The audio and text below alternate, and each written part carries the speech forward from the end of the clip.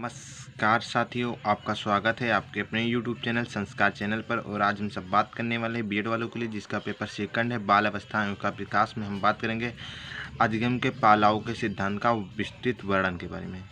I.P. Pavlov एक रूसी वैज्ञानिक थे जिन्होंने पाचन क्रिया के देहता का विशेष रूप से अध्ययन करना प्रारंभ किया और उनका यह अध्ययन इतना लोकप्रिय हुआ कि इसके लिए उन्हें नोबेल पुरस्कार दिया गया। संयोगवश पावलोव ने इन अध्ययनों के दौरान लारमय अनुबंधन की घटना का अध्ययन किया। इससे संबंधित सीखने के एक सिद्धांत का प्रतिपादन किया जिसे अनुबंधित अनुक्रिया सिद्धांत कहा जाता है। पावलोव ने अपने सीखने के सिद्धांत का आधार अनुबंधन माना है। अनुबंधन एक ऐसी प्रक्रिया जिसके द्वारा उद्दीपन तथा अनुक्रिया के बीच साहचर्य स्थापित होता है। पावलोव सीखने के लिए अनुबंधन सिद्धांत को क्लासिकी या प्रतिवादी या टाइप एस अनुबंधन सिद्धांत कहा जाता है। पावलोव के अनुसार कोई स्वाभाविक उद्दीपन यूसीएस सीखने वाली प्राणी के सामने उपस्थित किया जाता है तो उसके प्रति एक स्वाभाविक अनुक्रिया यूसीआर करता है। जैसे भूखे होने पर भोजन देकर मुंह में लार आना, इसके लिए भोजन स्वाभाविक उद्दीपन है। यह स्वाभाविक उद्दीपन जब स्वाभाविक उद्दीपन के ठीक कुछ सेकंड पहले एक दूसरा तटस्थ उद्दीपन बार बार उपस्थित किया जाता है तो कुछ समय के बाद वह तटस्थ उद्दीपन द्वारा ही उद्दीपन के पूर्ति होती है उद्दीपन की पूर्ति होती है उत्पन्न होने लगती है। जैसे एक भूखे कुत्ते के सामने घंटी बजाकर बार बार भोजन दे तो कुछ प्रयासों के बाद मात्र घंटी बजते ही उस व्यक्ति के मुंह में लार प्रारंभ हो जाता है। पावलोव ने तटस्थ उद्दीपन घंटी तथा स्वाभाविक उद्दीपन अनुक्रिया लार आने के बीच एक साहचर्य को सीखने की संज्ञा दी है तथा इससे अनुबंधित अनुक्रिया सीआर कहा है। जब तटस्थ उद्दीपन तथा स्वाभाविक उद्दीपन के समान अनुक्रिया उत्पन्न करने लगता है तो इसे अनुबंधित उद्दीपन कहा जाता है। पावलोव का यह निष्कर्ष यदि तटस्थ उद्दीपन को किसी स्वाभाविक उद्दीपन के साथ बार बार उपस्थित किया जाता है तो तटस्थ उद्दीपन के प्रति व्यक्ति वैसी ही अनुक्रिया करना सीख लेता है जैसा कि स्वाभाविक उद्दीपन के प्रति संक्षेप में प्रयोग इस प्रकार था। एक भूखे कुत्ते को एक ध्वनि नियंत्रित प्रयोगशाला में एक विशेष उपकरण के सहारे खड़ा कर दिया गया। कुत्ते के सामने यूसीएस यानी भोजन लाया जाता है और जो कि कुत्ता भूखा था इसलिए भोजन देकर उसी के मुंह में लार यूसीआर आ जाता है। कुछ प्रयासों के बाद भोजन देने से पहले एक घंटी बजाई जाती थी। यह प्रक्रिया कुछ दिनों तक दोहराई गई तो यह देखा गया कि बिना भोजन आए ही मात्र घंटी की आवाज़ पर कुत्ते के मुंह में लार निकलना शुरू हो जाता था। पावलोव के अनुसार कुत्ता घंटी की आवाज़ पर लार के स्राव को करने की अनुक्रिया को सीख लिया था।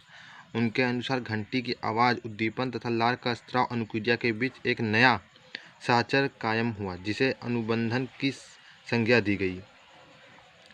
क्लासिक अनुबंधन सिद्धांत के अनुसार कुछ खास ऐसे संप्रत्यय हैं जिन पर पावलोव ने अधिक बल डाला तथा जिनसे सीखने के स्वरूप एवं विशेषताओं पर अधिक रोशनी पड़ती है। ऐसे संप्रत्ययों निम्नलिखित संप्रत्यय शिक्षा के दृष्टिकोण से अधिक महत्वपूर्ण बताए गए हैं। सीएस तथा यूसीएस का समय अंतराल। पावलोव के सिद्धांत में सीएस यानी घंटी की आवाज़ और यूसीएस यानी भोजन के बीच समय अंतराल सीखने का एक महत्वपूर्ण कारण है। आदर्शता या समय 0 से 5 सेकंड यानी 500 मिली सेकंड का होना चाहिए। यदि समय अंतराल बड़ा या छोटा होता तो इसमें अनुबंधन की प्रक्रिया स्थापित होना कठिन हो जाता है। उद्दीपन सामान्यीकरण क्लासिक अनुबंधन का एक महत्वपूर्ण संप्रत्यय है। जब व्यक्ति एक खार यूसीएस यानी अस्वाभाविक उद्दीपन के प्रति अनुक्रिया करना सीख लेता है तो वह उद्दीपन से मिलने जुलते सभी अन्य उद्दीपनों भी वैसी ही अनुक्रिया करता है। इसे ही पावलोव ने उद्दीपन सामान्यीकरण की संज्ञा दी है। छात्रों के सीखने में उद्दीपन सामान्यीकरण का प्रभाव अधिक पड़ता देखा गया है जब कोई छात्र किसी शिक्षक के प्रति नकारात्मक पड़ता देखा गया। जब कोई छात्र किसी शिक्षक के प्रति नकारात्मक मनोवृत्ति विकसित कर लेता है जो उसके घनिष्ठ सहयोगी होती हैं, जहाँ तक कि छात्र उस शिक्षक द्वारा लिखित पुस्तक के प्रति भी नकारात्मक मनोवृत्ति विकसित कर लेते हैं।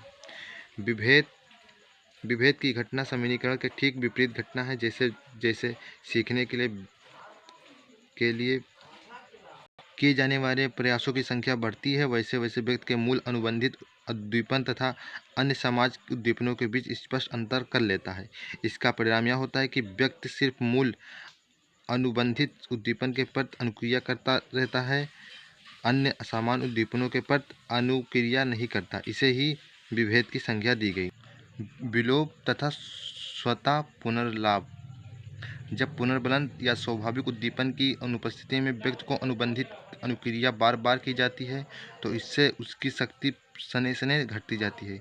इससे ही विलोप की संज्ञा दी गई। जैसे पावलोव ने अपने प्रयासों में पाया कि घंटी बजने के बाद लगातार प्रयासों तक भोजन नहीं दिया गया तो धीरे धीरे कुत्ता घंटी की आवाज़ पर लार का स्राव कम बजती है, परंतु लार का स्राव बिल्कुल भी नहीं होता। पावलोव ने इसे विलाप की संज्ञा दी। स्वतः पुनर्लाभ की घटना विलोप से काफ़ी संबंधित होती है। जब कोई सीखी हुई अनुक्रिया का विलोप हो जाता है और थोड़े समय बीतने के बाद उस अनुक्रिया से संबंधित उद्दीपन को व्यक्ति के सामने पुनः दिया जाता है। व्यक्ति पुनः उस सीखी हुई अनुक्रिया को आंशिक रूप से करता पाया जाता है। इसे ही स्वतः पुनर्लाभ की संज्ञा दी जाती है। पावलोव के प्रयोगों में जब घंटी के प्रति कुत्ता लार स्राव करना लगातार कई प्रयासों तक भोजन नहीं दिए जाने के बाद कार्य बंद कर दिया तो उसे कुछ दिनों बीतने पर जब कुत्ता के सामने घंटी बजाई जा गई तो पुनः उसने आंशिक रूप से लाव स्राव की अनुक्रिया हुई। इसे स्वतः पुनर्लाभ की संज्ञा दी गई। पुनर्बलन। क्लासिकी अनुबंधन में पुनर्बलन एक महत्वपूर्ण संप्रत्यय है। हालांकि पावलोव ने स्वयं पुनर्बलन का शब्द प्रयोग नहीं किया, उन्होंने इसकी जगह पर स्वाभाविक उद्दीपन का प्रयोग किया था। पावलोव के प्रयोग में स्वाभाविक उद्दीपन भोजन जो एक पुनर्बलन का उदाहरण है। अगर सीखने की परिस्थिति में पुनर्बलन था तो किसी तटस्थ उद्दीपन के साथ साथ बार बार उपस्थित नहीं किया जाए तो सीखने का कोई प्रश्न ही नहीं उठता। पुनर्वृत्ति एवं समीप्यता। क्लासिकी अनुबंधन में पुनर्वृत्ति एवं समीप्यता का महत्व अधिक है। इस तरह का अनुबंधन स्थापित होने के लिए यह आवश्यक है कि CS और तथा UCS के समय के रूप में निकटता हो, अर्थात इस दोनों का समय अंतराल 0.5 सेकंड के आसपास हो तथा साथ ही साथ इन दोनों की पुनरावृत्ति कई प्रयासों तक हो। अगर आप सभी को हमारा चैनल अच्छा लगा तो प्लीज़ लाइक, सब्सक्राइब और शेयर कीजिए। हम आपके लिए डेली क्लास लाते हैं। आप हमारे टेलीग्राम से भी जुड़ सकते हैं जिसका लिंक हम डिस्क्रिप्शन बॉक्स में दे देंगे। Thanks for watching.